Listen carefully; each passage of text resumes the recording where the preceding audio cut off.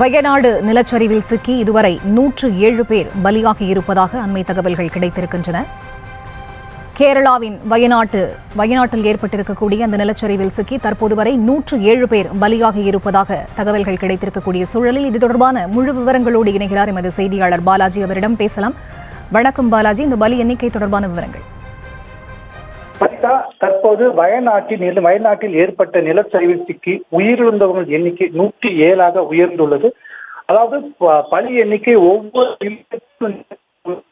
வருவதாக சொல்ல முடியும். காலை ஒருவர் உயிரிழந்ததாக சொல்லப்பட்ட சூழல்ல தற்போது பலி எண்ணிக்கை கிடுகிடுவென உயர்ந்து தற்போது 107 பேர் உயிரிழந்திருக்காங்க.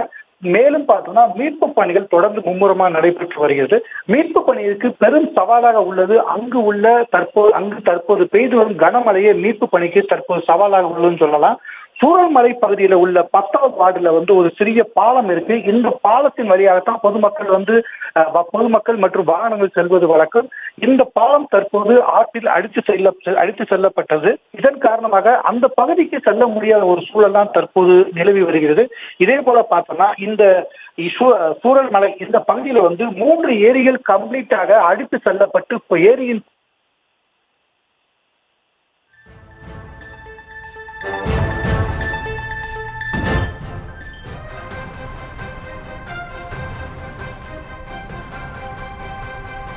விவரங்களை வழங்கியமைக்கு நன்றி பாலாஜி.